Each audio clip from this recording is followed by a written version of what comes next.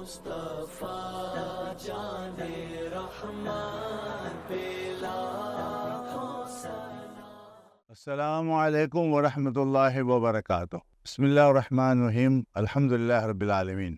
ادارہ تحقیقات امام احمد رضا یوٹیوب چینل کی جانب سے مرضی اللہ قادری حاضر خدمت ہے اور تمام حجاج کرام کو حج کی مبارک پیش کرتا ہے۔ اللہ رب العزت اس سال جس نے جس ملک سے جس شہر سے آ کر بیت اللہ شریف میں حاضری لگائی ہے، لبیک اللہم لبیک کی صدائیں بلند کی ہیں، اور پھر منا سے ہوتے ہوئے عرفات کے میدان میں جا کر اللہ رب العزت کی بارگاہ میں گر گڑایا ہے، اپنے لیے دعائیں کی ہیں، اپنے ملک کی دعائیں کی ہیں، اسلام کے لیے دعائیں کی ہیں، فلسطین کے لیے دعائیں کی ہیں، کشمیر کے لیے دعائیں کی ہیں، اور جہاں جہاں مسلمان زیر عطاب ہیں ان کی خلاصی کے لیے، ان کی آزادی کے لیے دعائیں۔ اللہ تعالیٰ تمام حجاج کرام کی ان دعاؤں کو اپنی بارگاہ میں قبول فرمائے۔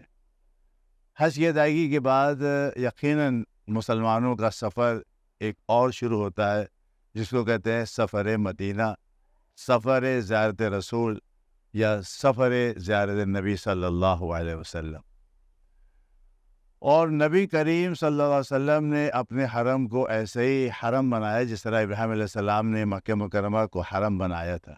حضور جب مدینہ پاک پہنچتے ہیں تو جب مسجد نبی کا احاطہ قائم کر دیتے ہیں، فرماتے ہیں اللہ تعالیٰ میں نے اس کو حرم کیا جیسے میرے ابراہیم نے مکہ کے اندر حرم کیا تھا، تو یہ حرمین کہلاتا ہے۔ اور یہاں پر جو مسجد ہے وہ مسجد نبوی کہلاتی ہے، نبی صلی اللہ علیہ وسلم نے کیونکہ اس کی بنیاد ڈالی تھی، اسے مسجد نبوی کہلاتی ہے۔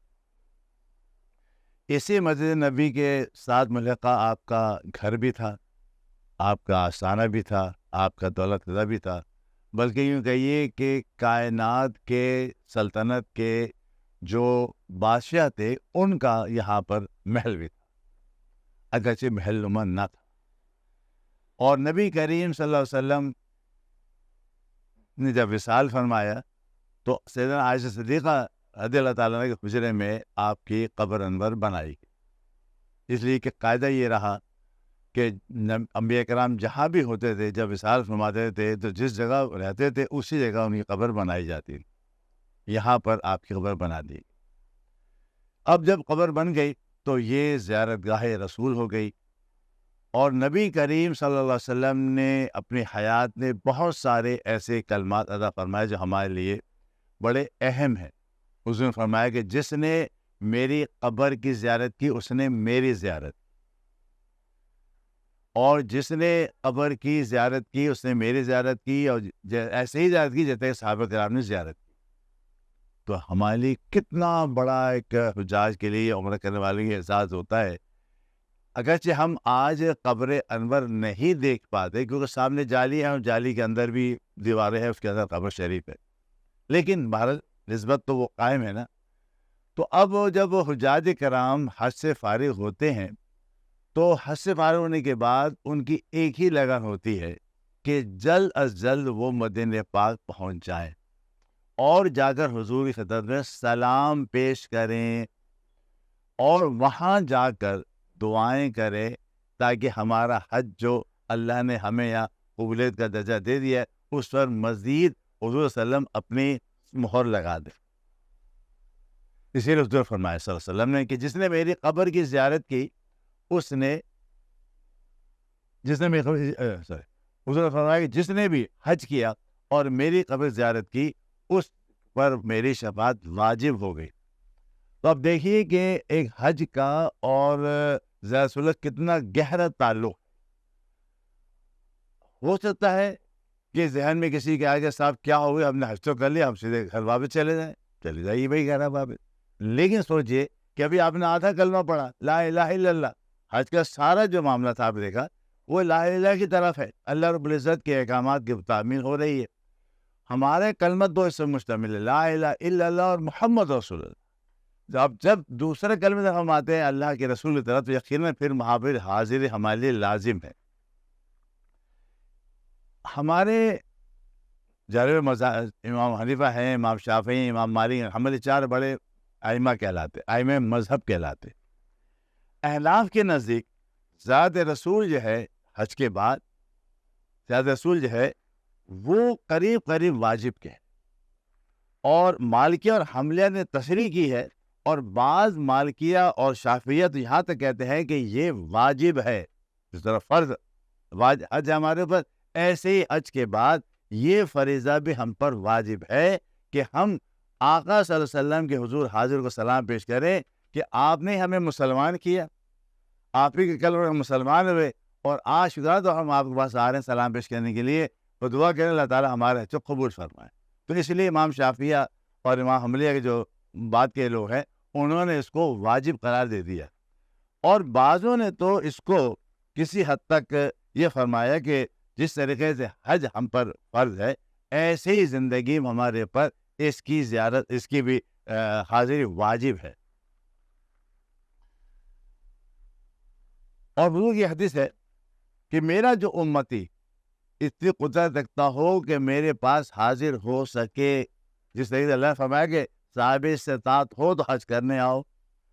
حج فرض کب ہے؟ جب صاحب استطاعت ہے۔ حضور نے بھی فرمایا کہ جب آپ اتنی قدرت رکھتے ہیں، اتنا مال آپ کے پاس ہے، تو اگر آپ میرے پاس نہیں آئے تو اس کا کوئی عذر نہیں ہوگا کہ صاحب کوئی آدمی عذر قبول نہیں ہے، فرما رہے حضور کہ اگر قدرت رکھتے ہیں آپ وہاں جانے کی اور آپ نہ جائیں۔ تو یہ ذہن میں رہے کہ ہمارے حضرت علامہ فاسی مالکی رحمۃ اللہ علیہ فرماتے ہیں قبر شریف کی زیارت واجب ہے۔ علامہ قاضی ایاز مالکی فرماتے ہیں کہ قبر انور کی طرف سفر کرنا واجب ہے، اور انسان جب چلے تو اس مقصد سے چلے، یہ قصد کر کے چلے، یہ ارادہ کر کے چلے کہ میں زیارت رسول کو جا رہا ہوں، نہ کہ مسجد نبی جا رہا ہوں۔ مسجد نبی تو مل ہی جائے گی اس کو جب وہاں جائے گا، تو اپنی نیت اور ارادہ یہ کرے، جیسے حضور فرمایا کہ میری زیارت کو آؤ، میری قبر کی زیارت کو آؤ، میری زیارت کو آؤ۔ اب اس لیے کہ نبی کریم صلی اللہ علیہ وسلم کے متعلق تمام ہمارے اسلاف کا عقیدہ ہے کہ نبی کے وسلم آج بھی حیات ہے، اور نبی کے وسلم کے حضور جب ان کو پیش ہوتا ہے تو یہاں سے بھی ہم اگر سلام پیش کریں گے تو ہو جائے گا، ان کو قبول اور جواب ملے گا۔ لیکن محض بالمشابہ قسم ملاقات ہونے جا رہی ہے نا، تو جب وہاں جائیں گے تو وہاں جا کر ہم، اگر ظاہری بات ہے کہ اگر ہم ان کو سلام پیش کریں گے تو وہ سوچیے کیسے سنتے ہیں اور کیسے دیکھتے ہیں۔ یہی وجہ ہے کہ بعض ائمہ شافعیہ نے تو زیارت شریف کو حج کے مثل بتایا کہ جیسے آپ نے حج کیا ہے وہاں فرض ہے، ایسے ہی آپ پر واجب ہے کہ یہاں آئیں، بغیر اس کے حج آپ کا مکمل نہیں ہوگا۔ جس طریقے سے کلمہ مکمل نہیں ہوتا محمد صلی اللہ کہے بغیر، ایسے ہی حج کرنے کے بعد جب تک کہ زیارت رسول نہ ہو، جب تک کہ حضور صلی اللہ علیہ وسلم کی بارگاہ میں حاضری نہ ہو، اس وقت تک حج کی جو ہے وہ تکمیل نہیں ہوتی۔ تو اللہ رب العزت نے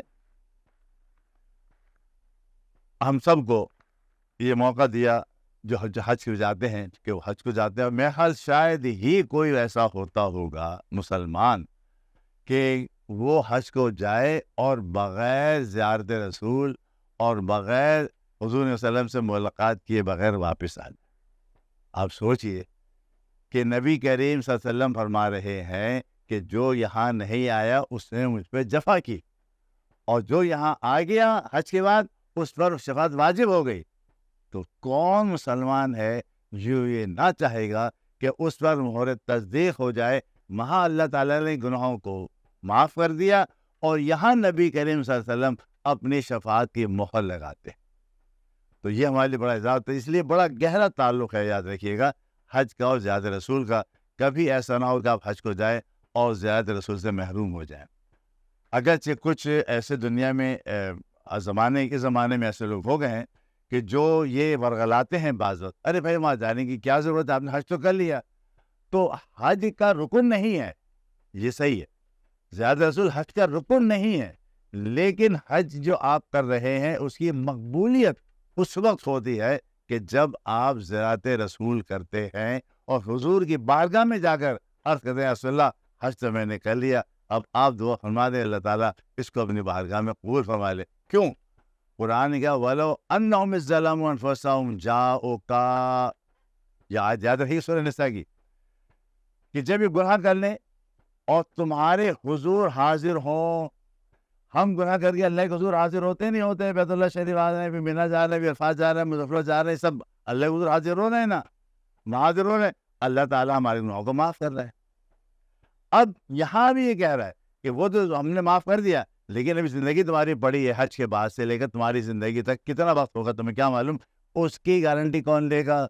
جاؤ حضور کے پاس, تو تمہارے گناہ معاف ہو جائیں گے, تمہاری غلطیاں معاف ہو جائیں گی. اور جب وہ شفاعت کر یہ لب ہلا دیں گے کہ اے اللہ یہ میرا امتی ہے اور یہ تیرا بندہ ہے اور مجھ سے معافی طلب کر رہا ہے, اے اللہ تو اس کو معاف. اللہ رب العزت جل شانہ وتعالی ہمیں بھی حج بیت اللہ نصیب فرمائے, اور حج بیت اللہ کے بعد زیارت رسول نصیب فرمائے. اس کو مولانا احمد رضا نے بڑے خوبصورت اشعار میں قلم بند فرمایا. فرماتے ہیں, حاجیو آؤ شہنشاہ کا روضہ دیکھو. حج کر لیا نا حج کے بعد, اور یہ انہوں نے بارود شاہ میں جو حج کیا تھا اس وقت یہ کلام لکھا تھا. جب آپ حج کر کے مکے سے مدینے جا رہے تھے تب کہا تھا, حاجیو آؤ شہنشاہ کا روضہ دیکھو, کعبہ تو دیکھ چکے اب کعبے کا کعبہ دیکھو. غور سے سن تو رضا کعبہ سے آتی ہے صدا, غور سے سن تو رضا کعبہ سے آتی ہے صدا, میری آنکھوں سے میرے پیارے کا روضہ دیکھو.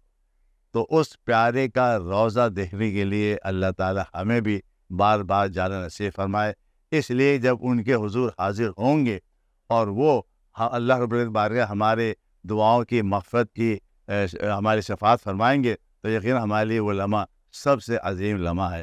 ہمیں وہاں احساس تو ایسا نہیں ہوتا کہ وہ کیا رہا ہے, لیکن قرآن کی آیت پر ہمیں یقین ہے کہ جب اللہ فرمائے گا ان کے حضور حاضر ہو, جب حاضر ہو رہے ہیں, حضور ہمیں دیکھ رہے ہیں, حضور ہمیں سن رہے ہیں, یقین حضور ہماری شفاعت بھی فرما رہے ہیں. اللہ تعالی ہمیں بار بار جانا نصیب فرمائے. وما علینا الا البلاغ المبین.